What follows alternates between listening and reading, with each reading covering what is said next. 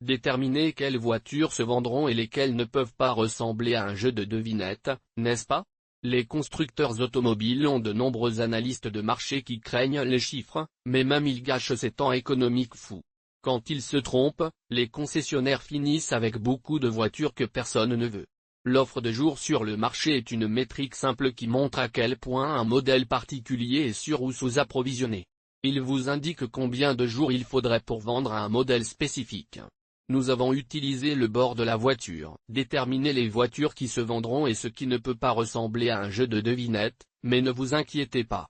Les constructeurs automobiles ont de nombreux analystes de marché qui craignent les chiffres. Malgré cela, ils gâchent toujours ces temps économiques fous.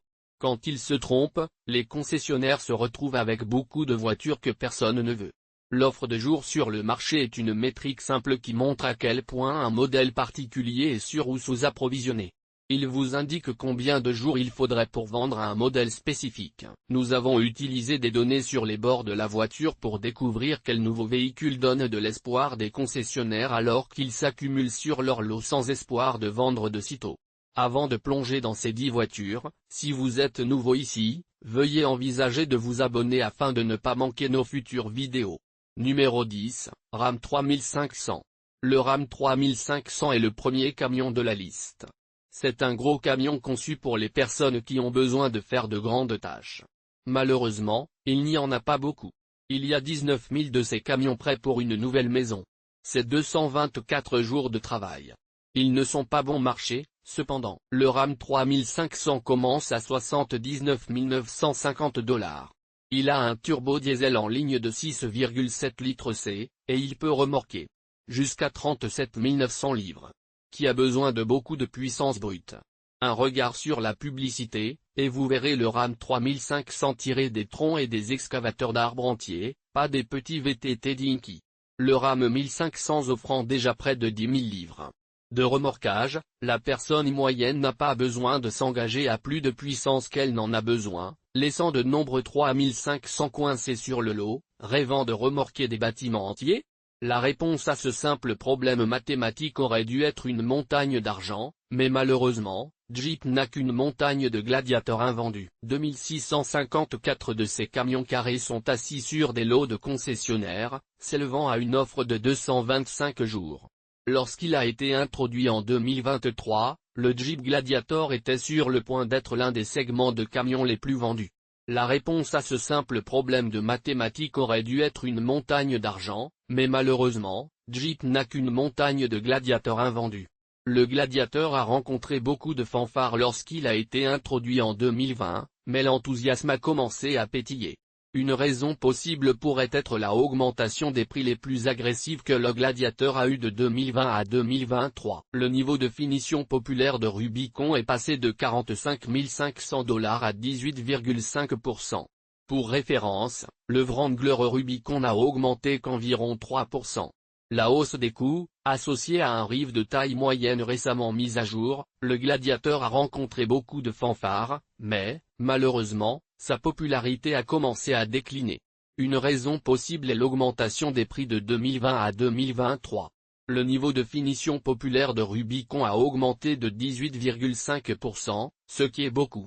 Pour référence, le Wrangler Rubicon n'a augmenté que d'environ 3%. La hausse des coûts, couplée à une rive de taille moyenne récemment mise à jour. Le Ford Ranger, Chevrolet Colorado et Toyota Tacoma ont mis ce Gladiator au risque de perdre sa séquence de victoire. Numéro 8, Jaguar XF. En passant de l'autre côté de l'Atlantique, le Jaguar XF prend la place numéro 8 sur cette liste. Les berlines sont tombées au bord du chemin en faveur de multisegments et de VUS plus importants, et le XF n'a pas fait exception à la popularité décroissante. Avec 229 jours d'approvisionnement, le XF fait face à une forte concurrence de ses concurrents allemands. Comme le cas malheureux avec Jaguar, la fiabilité est constamment remise en question. Ce sont loin des voitures les moins chères à entretenir. Sans matériaux exceptionnels ni autre luxe excentrique, il n'est pas surprenant que beaucoup se tournent vers une classe 5 ou une classe électronique. Jaguar dans son ensemble a du mal à déplacer des voitures, et le XF a récemment été l'un des 5 modèles que la marque coupe pour faire place à une prochaine génération d'offres. Pour ceux qui gardent le score, Jaguar uniquement dans un segment de véhicules compétitifs, Jaguar est contre des concurrents difficiles. Les gens s'interrogent souvent sur sa fiabilité, et ce n'est pas le moins cher à entretenir. Sans aucune fonctionnalité passionnante ou extra unique, il n'est pas surprenant que beaucoup envisagent d'autres options comme la série 5 ou la classe E. Jaguar a été confronté à certains défis, et le XF est l'un des 5 modèles THR en cours pour faire de la place pour de nouveaux modèles améliorés. À l'heure actuelle, Jaguar a 6 modèles. Le F-Pace est le seul à gauche debout. Le Lincoln Navigator est le seul à la 7e place. C'est un SUV si grand qu'il mérite presque son propre code régional. Le Navigator est l'option la plus luxueuse de la gamme de Ford, mais elle pourrait ne pas être assez luxueuse pour certains. Selon Carriage, plus de 9000 d'entre eux sont assis sur des lots, assez bien pour une offre de 238 jours. En moyenne, ils se vendent 14 700 $. Il a un V6 à double turbo de 440 chevaux, et il a toutes les cloches et les sifflets. Vous pourriez obtenir beaucoup de voitures pour 100 000 $, mais le Navigator est dans une classe à part entière. Il a une compétition difficile comme les Range Rovers et les Escalade, mais le Navigator est toujours la crème de la récolte. Cela existe depuis un certain temps, mais il a encore beaucoup à offrir. L'Audi Q4 e-tron Sportback est notre première voiture électrique, et c'est une beauté. Il s'agit d'une version sportive du Q4, qui donne au toit une belle forme. Cela modifie l'utilité de votre véhicule utilitaire sportif en diminuant l'espace global du coffre, mais cela ajoute au moins 5% de points frais en plus. Les véhicules électriques dans leur ensemble ont vu un ralentissement de la demande, et les véhicules électriques de luxe ont même été le marché d'occasion numéro 6, l'Audi Q4 Sportback. Maintenant, nous savons tous que l'Audi Q4 Sportback est assez bouché. La version sportive du 4e trimestre donne au toit une forme agréable et plongeante, ce qui pourrait gâcher l'utilité de votre véhicule utilitaire sportif en diminuant l'espace global du coffre. Mais cela ajoute au moins 5% de points frais en plus. Les véhicules électriques dans leur ensemble ont vu un ralentissement de la demande, et les véhicules électriques de luxe l'ont encore été plus. Le Q4 Sportback était parmi les modèles les plus durs, avec 1511 unités assises. Audi a 238 jours d'offres de marché de leur petite gamme de VUS électriques. L'anxiété à propos des véhicules électriques dans l'ensemble occupe toujours un rôle de premier plan dans l'appréhension des propriétaires de 5e. Le Q4 a amélioré les années de modèles précédentes, avec une gamme estimée jusqu'à 265 miles sur la version à moteur unique ou 258 miles sur la version plus puissante à double moteur. Le Q4 Sportback a pris un peu de coup, avec 1511 unités restantes invendantes. Audi a 238 jours d'offres de marché pour leur petit SUV électrique. L'anxiété de gamme est toujours une préoccupation majeure pour les acheteurs de véhicules électriques. Le Q4 a amélioré les années de modèles précédentes, avec une gamme estimée jusqu'à 265 miles sur la version à moteur unique ou 258 miles sur la version plus puissante à double moteur. Il n'est toujours pas comparable et pas assez bien établi pour rivaliser avec les stations-service, donc la plage continuera d'être un facteur énorme dans les achats. 300 miles est probablement une grande étape psychologique pour de nombreuses personnes, et avec un prix de vente moyen de 66 115 $, le Tesla Model Y est un moyen moins cher d'obtenir plus de gamme. Nous sommes à mi-chemin de notre liste. Si vous avez apprécié ce que vous voyez, assurez-vous de frapper ce bouton numéro 5. L'Audi Q4 rond est à la 5e place, et elle est déjà confrontée à certains défis. C'est la version standard moins sinueuse avec une ligne de toit ordinaire. Le Q4 rond est essentiellement la même voiture que la version Sportback, alors pourquoi sont-ils considérés comme des modèles séparés? Plus de 5000 de ces 4 Q4 sont assis, dépassant l'offre de marché du Sportback avec 254 jours. Les mêmes critiques s'appliquent au 4e trimestre qu'au Q4 Sportback. Parallèlement à ces lacunes, les véhicules électriques de luxe souffrent également d'une dépréciation accélérée, conduisant à de nombreux modèles d'occasion bon marché avec quelques kilomètres offrant une alternative attrayante à quiconque envisage un nouveau. L'Italie se fait connaître avec la Maserati Levant. Maserati est depuis longtemps parti pour goûter à une automobile italienne avec un budget, mais ce sont les mêmes critiques s'appliquent au quatrième trimestre qu'au Q4 Sportback. Malheureusement, l'Alfa Romeo est un peu une déception. Les véhicules électriques de luxe souffrent également d'une dépréciation accélérée, conduisant à de nombreux modèles abordables et utilisés avec des kilomètres bas. Ceci offre une alternative attrayante à quiconque en envisage une nouvelle. Numéro 4, le Levant de Maserati. De retour dans le monde de la combustion interne, l'Italie se fait connaître avec le Levant Maserati.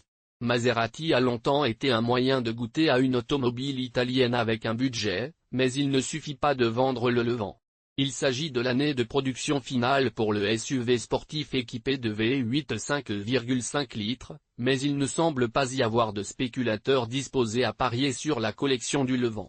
Les données de bord de voiture montrent une marque de 344 et d'alimentation pour Levant. La parole du manque de fiabilité et de l'entretien coûteuse de Maserati de ce qui est en partie un moteur Ferrari a sans aucun doute été répandu même tout au long de la production du Levant est réussie.